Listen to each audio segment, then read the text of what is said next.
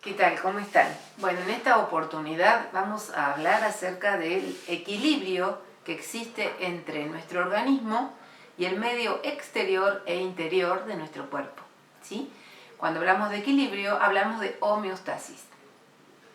Y no solo a nivel organismo, sino también a nivel celular, ¿sí? Existe dentro de las células un líquido intracelular, fuera de las células un líquido extracelular, y entre las células de los tejidos un líquido intersticial. Entre estos líquidos tiene que haber valores constantes. ¿De qué? De glucosa, de iones, sales minerales, oxígeno, agua. Es decir, a las células no puede faltarles ningún nutriente. Y también ellas deben poder eliminar los desechos hacia el torrente sanguíneo, a través de los capilares sanguíneos, ¿cierto? A nivel organismo, tenemos un sistema que permite mantener la homeostasis, es decir, frente a cualquier desequilibrio que ocurra internamente o externamente, nuestro cuerpo está capacitado para captar ese cambio y actuar en consecuencia. Es decir, a nivel interno podemos tener, por ejemplo, aumento de presión arterial, podemos tener una variante con respecto a la circulación de la sangre. Bueno, todo eso es detectado por este sistema. Cuando hablamos de sistema, para mantener la homeostasis, entonces hablamos de, bien simple, hablamos de tres elementos, que son, primero, sensores o receptores. Son estructuras capacitadas para captar cambios a nivel interior o exterior. Luego tenemos un centro de control. Ese centro de control se va a encargar de detectar esos cambios, evaluarlos, supervisarlos y poder elaborar una respuesta acorde a ese estímulo. El centro de control está a cargo en el sistema nervioso del cerebro y en el sistema glandular de la glándula hipófisis o pituitaria. Ambos en forma conjunta. Y el tercer componente se llaman efectores, que son estructuras que van a ejecutar la respuesta. Entonces, frente a un cambio en una condición inicial, por ejemplo, un aumento en la presión arterial, que es el caso más simple que les puedo contar, por ejemplo, aumenta la presión arterial, seguramente aumenta porque aumentó el ritmo cardíaco. Entonces, al aumentar la presión arterial, esa sangre que quiere forzadamente pasar por los vasos sanguíneos tensiona las paredes de los vasos sanguíneos, de las arterias. Esa tensión es captada por unos vasoreceptores o estructuras, si quieren más simples, estructuras capacitadas para detectar esa tensión que ocurre a nivel arterial, y se envía esta sensación, ¿sí?, de tensión, se envía a través de unas vías aferentes, quiere decir va hacia los centros de control, hacia el cerebro. Y el cerebro va a evaluar esta situación y va a enviar a través de otras vías, que se llaman vías eferentes, la respuesta para poder modificar y devolverle al organismo la situación de presión arterial normal. ¿Sí? Entonces, a través de vías eferentes se llaman porque van lejos del centro de control, quiere decir, va la orden que dio el cerebro. ¿Cuáles son las órdenes del cerebro para poder volver el organismo a una situación normal? Primero, disminuir el ritmo cardíaco y segundo, aumentar el calibre de los vasos sanguíneos, es decir, vasodilatación quiere decir esto. ¿Qué quiere decir vasodilatar? Aumentar el diámetro de los vasos sanguíneos para que el caudal de sangre pueda fluir sin ningún inconveniente, sin ninguna dificultad. Entonces, en este caso yo les expliqué un ejemplo de sistema de retroalimentación negativa. ¿Por qué se llama así? Porque la condición inicial, que fue aumento de la presión arterial, se canceló, se neutralizó, se inhibió, ¿sí? Entonces se devuelve al cuerpo la situación normal, vuelve a la homeostasis inicial. Ahora les voy a explicar un caso de retroalimentación positiva. En la retroalimentación positiva, el organismo, el centro de control, en lugar de inhibir la situación inicial, la estimula. la excita aún más todavía para que siga aumentando. El ejemplo más simple que puedo explicarles es el de un parto. Cuando ocurre el término de la gestación, el bebé comienza a sufrir, a tener el primer empuje hacia el cérvix. El cérvix es, digamos, la porción superior de la vagina que va a formar el canal de parto. Entonces, esa presión produce una primera contracción. Esa contracción es captada a través de las terminaciones nerviosas del útero, va al cerebro y a la glándula hipófisis o pituitaria, ¿sí? Acuérdense que trabajan en forma conjunta.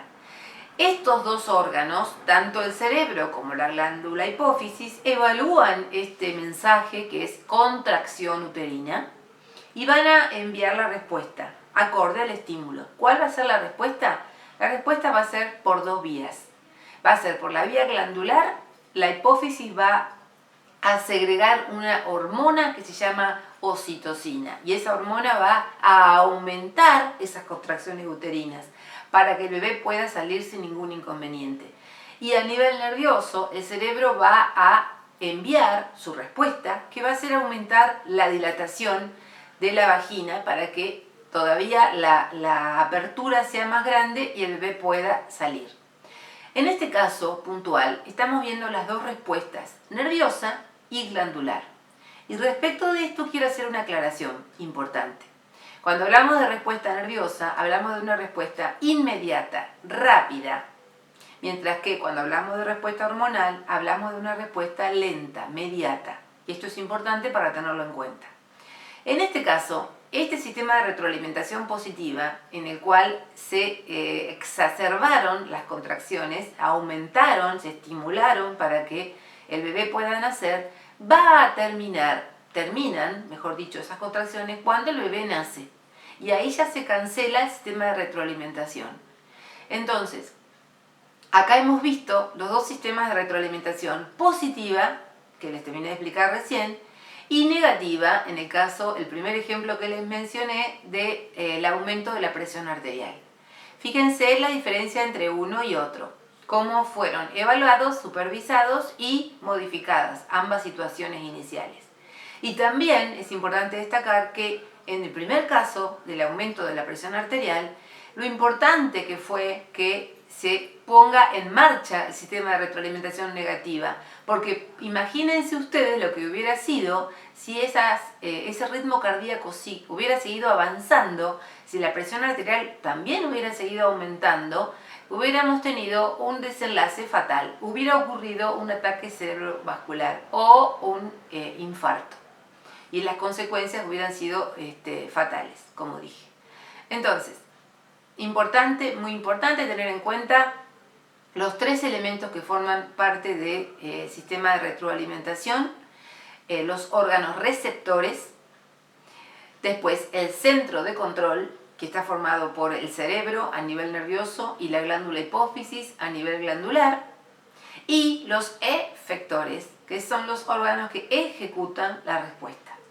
Desde ya hay que también considerar que para mantener la homeostasis es prioridad poder acompañar nosotros también al mantenimiento de este equilibrio. Esto quiere decir poder desarrollar o tener buenos hábitos saludables, no fumar, no tomar alcohol, caminar, practicar deportes, tratar de vivir en un clima emocional bastante estable y también tener en cuenta nuestro factor genético, que también condiciona.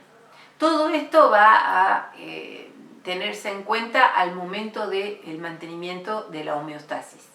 Pero la homeostasis siempre va a tener el mismo fin, el mismo objetivo, que va a ser captar los cambios que desequilibran nuestro organismo, que le hacen perder ese ritmo natural y normal para devolverle ese comportamiento que debe tener para poder desarrollar todas sus funciones.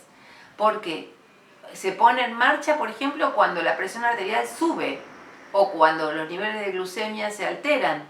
En esos casos, se pone en marcha este sistema de retroalimentación que expliqué recién. Ambos sistemas de retroalimentación, tanto sea para cancelar esa condición inicial o para incrementarla. Entonces tengan en cuenta que generalmente los sistemas de retroalimentación, por ejemplo negativos, son los más frecuentes, son los que actúan permanentemente sin que nos demos cuenta. Cuando, por ejemplo, aumenta la presión arterial, como dije, cuando aumenta la temperatura corporal, y los sistemas de retroalimentación positiva son los menos desarrollados en nuestro cuerpo, en casos como el parto, como expliqué, en la coagulación sanguínea, en el ciclo menstrual, se pueden mencionar, pero no en otras circunstancias. Toda esta explicación que les di es para acompañar el archivo que yo les subí sobre este tema homeostasis, que no solo lo vamos a ver ahora, sino que también lo vamos a ver más adelante cuando desarrollemos otros temas. Por ejemplo, cuando hablemos de los huesos, vamos a ver cómo se lleva a cabo la homeostasis ósea. Pero bueno, esto es una explicación que complementa, obviamente ustedes van a tener en cuenta otros conceptos que van a estar desarrollados en el archivo que les di. Pero como les dije en el otro video, voy a tratar de acompañar cada actividad con un video explicativo. Bueno, que estén bien y nos seguimos viendo.